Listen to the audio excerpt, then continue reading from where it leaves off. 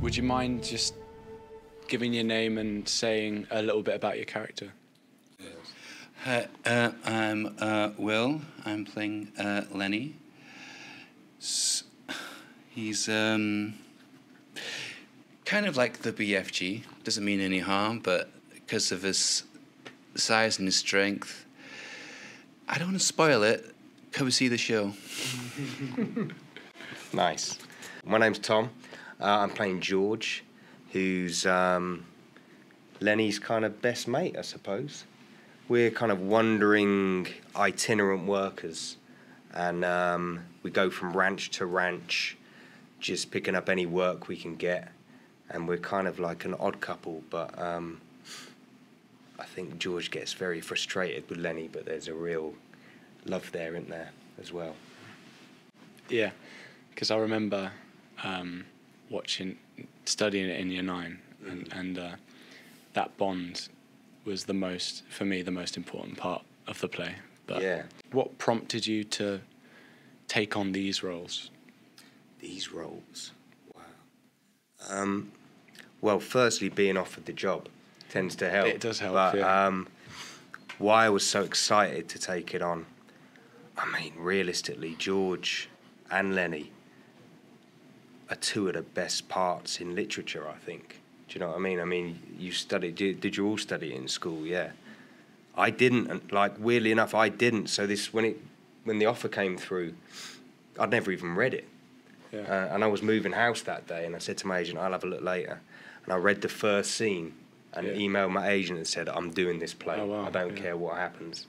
Because I think George is up there with, like, Hamlet, with Willie Loman, with all these great parts. I'd stick George up there. It's just the journey, which is across, we were talking today, weren't we, the whole play consists of 4 days. And so much happens in our lives in those 4 days. It's just like, it's wonderful, isn't it? What do you reckon, Will? Yeah, it's like everybody else. I did it in school, and the connection was there. But I've already played Lenny about 5 years ago in Cardiff, in Chapter, but that was just the scaled down. This is the full version. So it's a big improvement. Will is living with a learning disability, and how has that impacted how you've interpreted the character of Lenny? Well, I kind of think of him as undiagnosed, like autism, because it wouldn't have gotten diagnosed at that time. So it's like behaviours, like soft things, and that sort of thing. It's like he's basically a big kid, really. For both of you, what techniques do you favour, or do you use to bring these types of characters to life?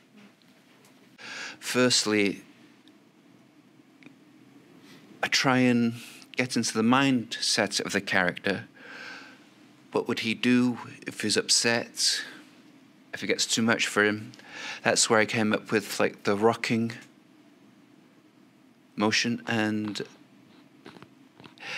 he's the only way that George can calm him down and to show that brotherly bond is to put a hand here to sort of like regulate his breathing, and that makes it so much more painful at the end. Yeah, we won't give it away, eh? I suppose I like to, because this play's set in 1930s America, which I know very little about. So initially I did quite a lot of research into what is this world, who are these guys, like, what are their struggles, what is the realities of the world we're living in, and then just mining the text. I like to go through the text and I'll write down any questions I have. I'll write down what any other character says about my character. I'll write down what my character says about himself.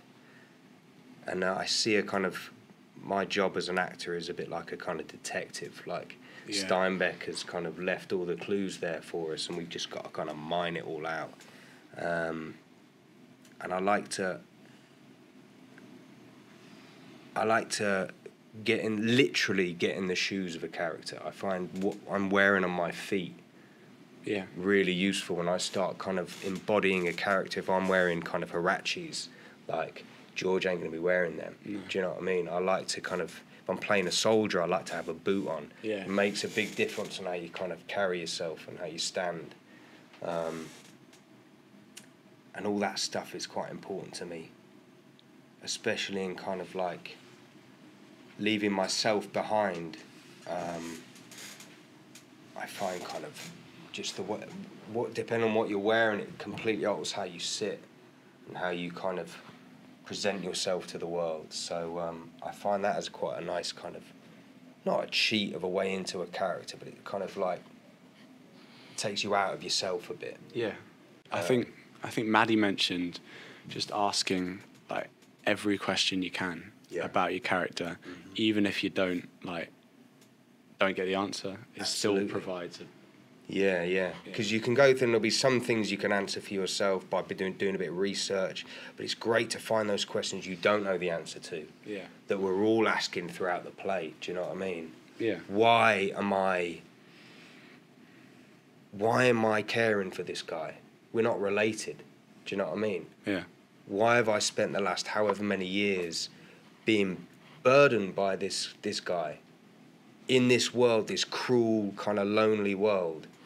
You start asking those questions, and then you just kind of, then you really start mining kind of this relationship. All those juicy stuff. Yeah. And just let them simmer, and because you're not going to answer them all straight away. No. And it's great not to. And then you halfway through the run, you might go, ping, there it is. Yeah. Process. Exactly. If you had to choose a song that represented Lenny, what would you choose?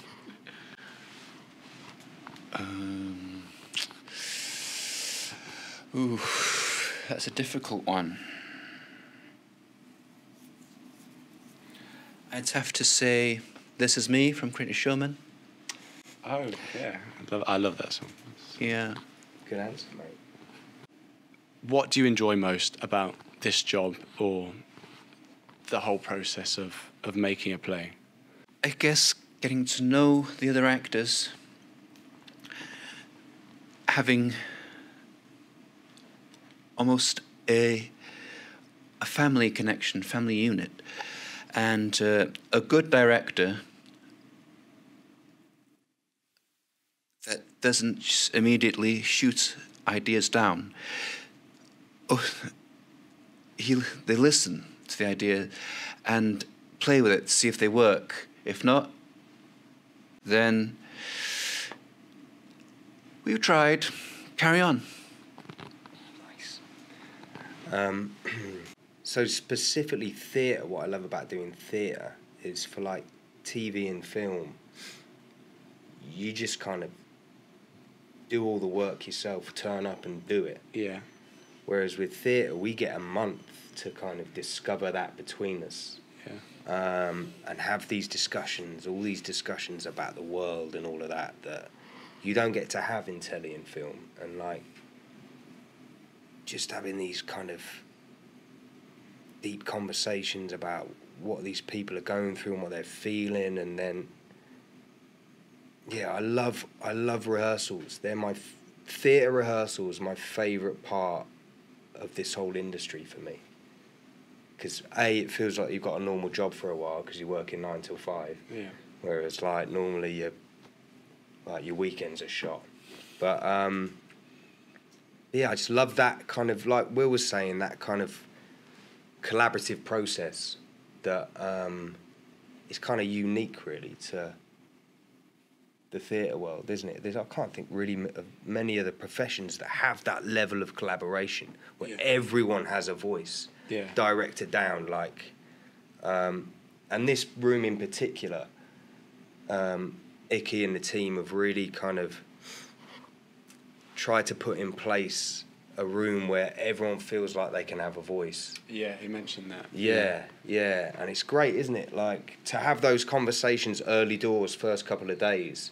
By kind of day 3, we're all like, let's do this. There's like, because quite often people are feeling around, and kind of week 2, people start settling down and kind of delivering good work. But it feels like we're all just on the same page, doesn't it? And kind of ready to get cracking with this. Yeah, it's exciting. Yeah, no, it sounds it. I'm really looking forward to watching it. Nice. Thank you so much for coming in, both of you, No worries. and answering my questions. So lovely to meet you. You too.